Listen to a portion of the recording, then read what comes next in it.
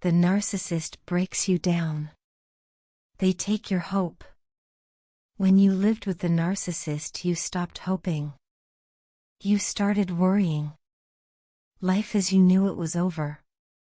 The trauma from having lived through this is so immense that even after the narcissist is gone, you feel as though you cannot enjoy life. You are afraid to enjoy life and look forward to things in general. I used to feel this way about vacations, holidays, birthdays, etc.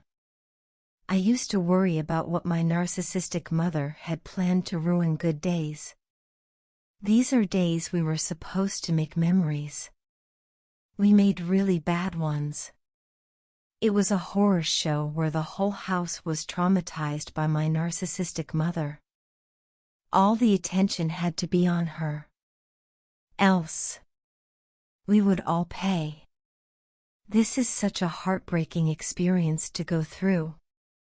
It ruins your hope and you stop looking forward to anything in life. Because the anxiety that would follow was enormous.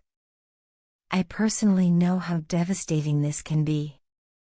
You feel as though every birthday and holidays are just days to feel miserable. The trauma leaves you feeling anxious and depressed.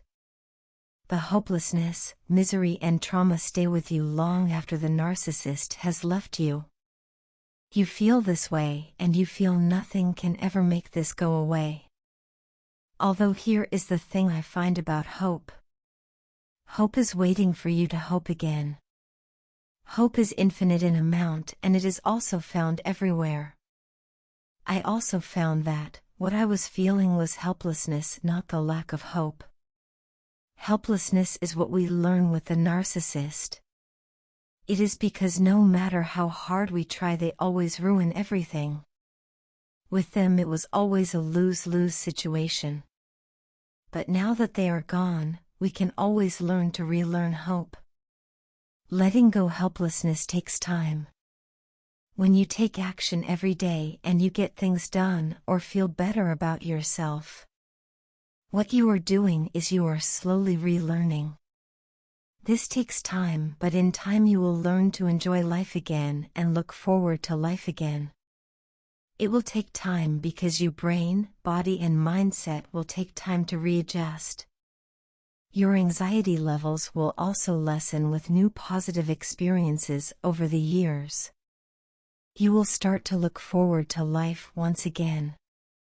But you see, to be able to see this new horizon and to be able to see this new way of life despite your present misery is in your hands.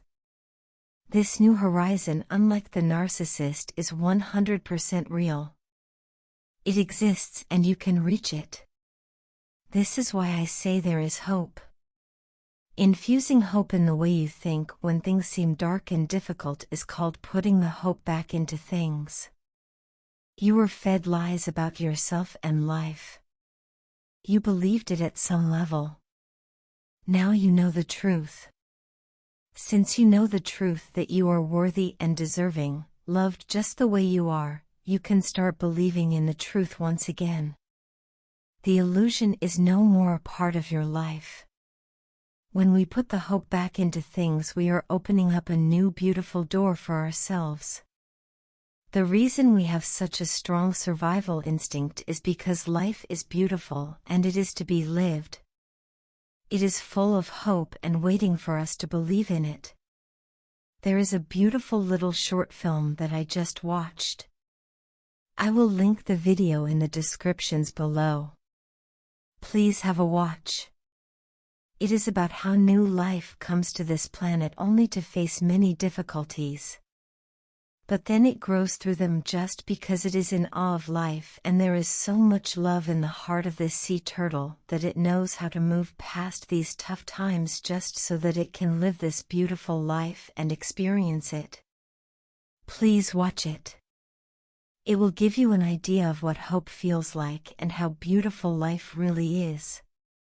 We are meant to be living this life, not just floating through it. I know that traumatized part of you is quite strong. But so is the part of you which wants to live and experience life. Pay attention to what this part of you has to say to you. Give it hope. Nurture this part and just do what your heart says you should be doing. We have different parts to us and we need to stop highlighting what has gone wrong. There is still so much waiting to go right with your life. You have to believe in it though. Can you believe in it? So that you can start feeling hope. Feel this hope which is coming through you. It is coming through you in the form of wishes, desires, and dreams. Nurture this part of you. Find a way for it to take root in life through what you can do for yourself and others. Here is the thing about freedom. The way we have been designed as people is that freedom can never be taken away from us. They can cage us and traumatize us, but the freedom in you will always be there.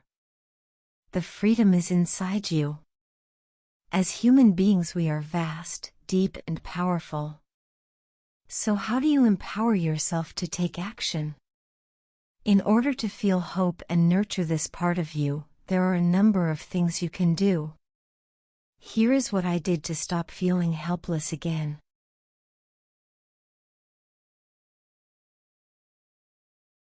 I drew up the stars of the southern hemisphere of all months. I saved a map of all star constellations and watched videos about how to map them in the night sky. At night, I look at the sky and I am able to tell few constellations now. All these constellations are named after Greek mythological gods and goddesses. I started reading these stories and watching videos about them. It is like story time except for adults.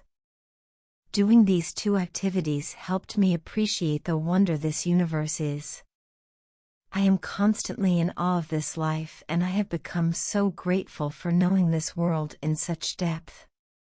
3. The other thing I started doing is to go take long walks in the city on Friday or Saturday nights. I take a table for one wherever I go and I enjoy the sight, smell, and the experience judgment-free. I have learned to stop caring about the world. I have started looking forward to weekends once again. It has given me sense of appreciation for weekends and enjoyment. Anticipation is half the fun, and when I get out looking my best and feeling my best.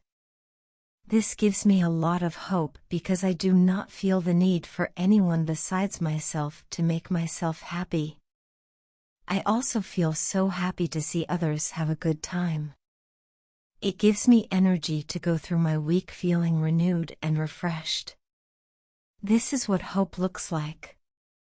To be able to look forward to weekends again. 4. The last thing I would like to mention, which I do, is to help others. I find that after narcissistic abuse, meaning in life can be very hard to find. This is when you start to wonder what the rest of the world is going through. When you share your joy, it multiplies. When you share your sorrow, it is divided and it is lessened. There is so much meaning you can draw by being there for other people. This truly shifts the whole game in your favor. When you find meaning in life by helping those in need, you flourish in a new way. You feel centered, more grounded, and more connected to yourself. This is essential in being able to navigate your own trauma. This is how you feel like you are a part of something bigger than you. This is empowering. Because you are making a difference. I started volunteering as a telephone crisis supporter. I have spoken to so many souls thus far, and many of them have let me know how grateful they are. All I did was show up and be there for them in their pain. This is not a big ask. This is good.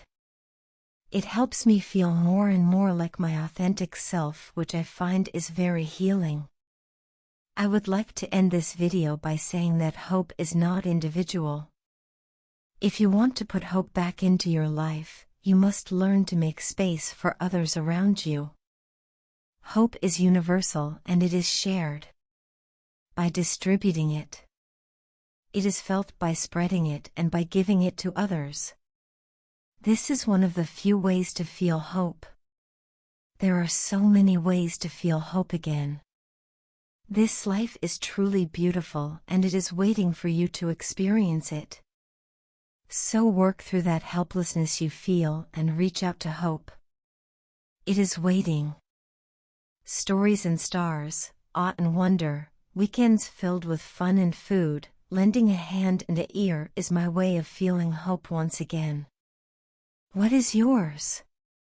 Leave a comment down below and let me know what you did to feel hope again.